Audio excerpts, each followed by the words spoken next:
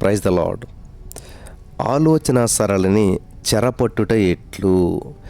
అసలు ఈ ఆలోచన సరళిని ఎలా చెరపడతారు అనేటువంటి ఆలోచన చాలామందికి వస్తుంది. యోహాను సువార్త 13వ అధ్యాయం 2వ వచనం మనం చదివినట్లయితే, వారు భోజనము చేయుచుండగా ఆయనను అప్పగింపవలెనని సీమోను కుమారుడగు ఇస్కరియోతు యూదా హృదయములో అపవాది ఇంతకుముందు ఆలోచన పుట్టించి ఉండెను.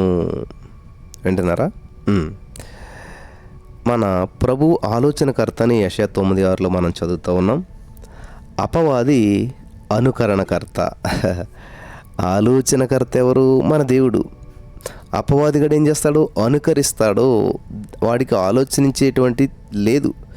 దేవుడిచ్చిన ఆలోచనను వాడు అనుసరిస్తాడు, అనుకరిస్తాడు, అనుకరణకర్తాడు. అనగా దేవుడు చేయు ప్రతి క్రియను అనుకరించడం వాని ప్రత్యేకత. 12 మంది అపోస్తుల్లో ఒక్కడైనటువంటి యూదా ఇస్కరియోతుని గురించి చదివాం మనం. దేవుడు మంచి ఆలోచనను పుట్టిస్తూ ఉండగా అపవాది చెడ్డ ఆలోచనను పుట్టిస్తూ ఉన్నాడు. రెండింటి మధ్య కలిగినటువంటి వ్యత్యాసాన్ని కనుగొట్ట చాలా కష్టతరం.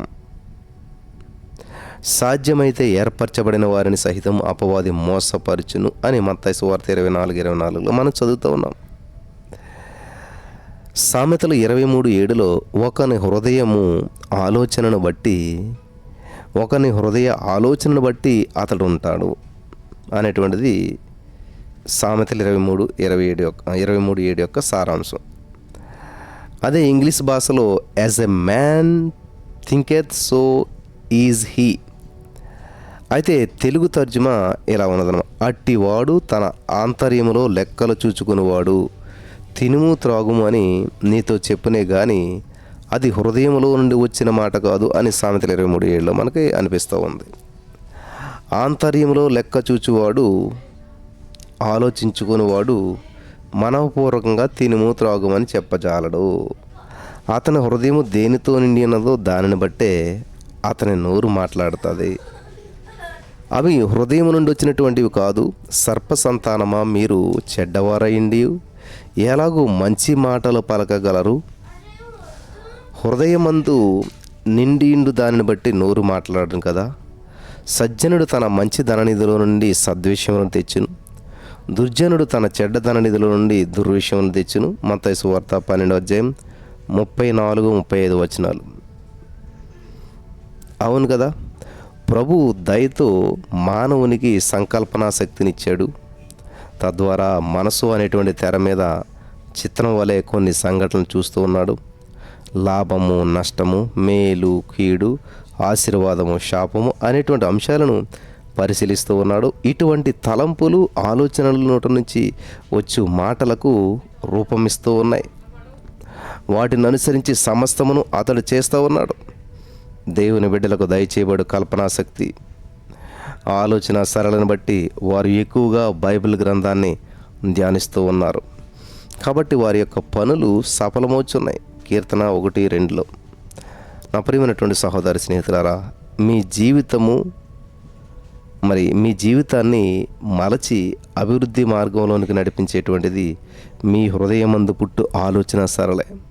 హృదయమందు పుట్టు తలంపులను బట్టే మానవుని యొక్క స్వభావం అనేటువంటిది ఉండును అనేటువంటిది నిజం అన్నమాట. చెడిన మనసు గలవారు ఎన్నడూ కూడా పరిశుద్ధంగా ఉండలేరు. కీర్తన 66:10 ప్రకారం హృదయములో పాపము లక్ష్యం చేయవారి యొద్ద నుండి ప్రేమ, అనురాగము ఆశించలేము. మంచి ఆలోచనను బట్టి కుటుంబములు కట్టబడతాయి. నేనెరుగకయే అపవిత్రములైనటువంటి తలంపులు, చండాలమైన ఆలోచనలు నాలోనికి చొరబడుచున్నవి, వాటిని జయించలేకపోతున్నాను అని కొందరు ఆవేదన చెందుతూ ఉంటుంటారు. మలినమైన మనసును బట్టి రాత్రివేళ చెడ్డ కలలు, అపవిత్రమైన దృశ్యాలు, ఉడుకు రక్తాన్ని బట్టి యవ్వనులు ఊహాగానాలతో ఎగురుచూ ఉంటారు. ఒకవైపు ప్రేమ కొరకు అంగలారుస్తూ ఉన్నారు, మరోవైపు తమ ప్రేమను ఎదుటివారితో పంచుకోవాలనుకుంటుంటారు. అయితే తమ యొక్క ఆలోచనలు అదుపులో ఉంచుకోలేకపోవడం వలన ఏమని చేస్తారంటే హద్దు మీరు ప్రవర్తించడం వలన విషాదాలు జరుగుతూ ఉన్నాయి. అందువలన మీ యొక్క ఆలోచనలో మార్పు అవసరం. స్వయం కృషి ద్వారా అది సాధ్యం కాదు. మనం యేసుక్రీస్తుని ఆశ్రయించినప్పుడు, ఆయన యందు జీవించినప్పుడు సమస్తము కూడా క్రొత్తగా చేస్తూ ఉన్నాడు. 2 కొరింథీ 5:7లో ప్రభు కార్చినటువంటి అమూల్యమైన రక్తము జన్మ కర్మ పాపములను కడగడం ద్వారా గొప్ప మార్పు కలుగుతుంది. మనస్సు వెలిగించబడుచుంది. మహిమ నుండి అత్యధిక మహిమను పొందుచూ ఉన్నాం. ఇదిగో నేను సమస్తమును నూతనమైనగా చేయుచున్నాను అనేటువంటిది గొప్ప వాగ్దానం. ప్రకటన 21:5లో. నా ప్రియులరా, మరి ప్రతి క్రైస్తవుని జీవితంలో యేసుక్రీస్తు ప్రభువారి యొక్క పూర్వము, క్రీస్తు శకము అని 2 అనుభవాలు ఉన్నాయి. క్రీస్తును అంగీకరించినప్పుడు మనం ఆయన కుమారులము, కుమార్తెలము. యోహాను సువార్త 1:12 ప్రకారం.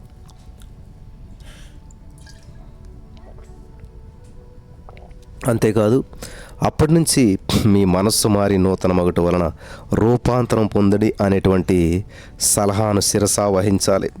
బైబిల్ గ్రంథంలో నుంచి రాజు అయినటువంటి సౌలు జీవిత విశేషాలు మీరు గమనించినట్లయితే, తప్పిపోయిన తండ్రి గాడిదలను వెతకటానికి సౌలు జీవితంలో గొప్ప మార్పులు ఆ యొక్క గాడిదల వెతకటానికి వెళ్ళినప్పుడు సంభవించాయి. ప్రవక్త అయినటువంటి సమయాలు ఇట్లా అన్నాడు, యెహోవా ఆత్మ నీ మీదకి బలముగా దిగివచ్చును, నీవు వారితో కలిసి ప్రకటన చేయుచూ ఉండగా నీకు క్రొత్త మనసు వచ్చును. 1 సమూయేలు 10:6. ఆ ప్రకారము దేవుడు అతనికి క్రొత్త మనసును అనుగ్రహించాడు. 10:9లో నేడు మీకును ప్రభువు నూతనమైనటువంటి మనస్సును నమ్మిన వారికి ఇప్పుడే అనుగ్రహించగోరుచున్నాడు. ఆమెన్. తన ఆత్మను మీ మీదకి కుమ్మరించగోరుచున్నాడు. ఆమెన్. పనివానితో గాడిదని వెతకు వెళ్ళినటువంటి సౌలు జీవితంలో మహిమ కలిగినటువంటి హెచ్చింపు, దేవుని ప్రజల మీద అధిపతిగా చేయబడ్డాడు. కారణం, రాచరిక అభిషేకం దేవుడు సౌలు మీద కుమ్మరించాడు. మీ మనసు రూపాంతరం చెంది నిమిత్తం మీరు ఆత్మతో అభిషేకించబడుచు ఉన్నారు. కీర్తనాకారుడు శుద్ధ హృదయం మరియు అంతరంగంలో స్థిరమైన మనస్సు నూతనంగా పుట్టించుము అని మనవి చేస్తున్నాడు. 51వ కీర్తన 10వ వచనంలో. గమనించాలి ప్రియులారా, దేవుడు తన ఆత్మ చేత సౌలు, దావీదు అనేటువంటి వారిని అభిషేకించాడు కాబట్టి వారి యొక్క తలంపులు, ఆలోచనలు రూపాంతరం చెందాయి. గొర్రెల వెంట వెళ్తున్నటువంటి దావీదు, మరి గాడిదలను వెతకు వెళ్ళినటువంటి సౌలు అనేటువంటి వారు 40 సంవత్సరాల చొప్పున రాజ్యభారం చేశారు. ఆత్మాభిషేకం మీ యొక్క ఆలోచన స్థలాన్ని చక్కబెట్టి మిమ్మల్ని హెచ్చిస్తుంది. దావీదు యొక్క అనుభవాలు మరి చూసినట్లయితే, నా శత్రులు ఎదుట నీవు నాకు భోజనం సిద్ధపరచదు, నూనెతో నా తలంటి నా గిన్నె నిండి పొర్లుచున్నది. కీర్తన 23:5. గురుపోతు కొమ్ము వలె నీవు నా కొమ్ము పైకెత్తితివి, క్రొత్త తైలముతో నేను అంటబడితిని. కీర్తన 92:10.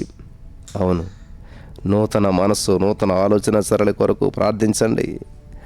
అబ్రహాము, ఇస్సాకు, ఇజ్రాయేల్ అనేటువంటి మన పితరులు, దేవా యెహోవా నీ జనుల హృదయపూర్వకంగా సంకల్పించిన ఈ యొక్క ఉద్దేశము నిత్యము కాపాడుము, వారి హృదయాన్ని నీకు అనుకూలపరచము. 1 దినవృత్తాంతాలు 29:18 అని మనవి చేసినటువంటి దావీదుతో కూడా ఏకమై విజ్ఞాపన చేద్దామా? మనం కూడా అలాగ చేసినట్లయితే మనస్సులో విజయము, తలంపుల్లో రూపాంతరం చెందుతాం. హల్లెలూయా, దేవునికి స్తోత్రం కలుగును గాక. మనం కూడా అలా చేసినట్లయితే అద్భుతమైన ఫలితాలు మనం చూడగలుగుతాం. హల్లెలూయా. పరిశుద్ధాత్మ దేవుడు మరి ప్రతి వారికి అనుగ్రహించి నడిపించి బలపరచును గాక. ఆమేన్.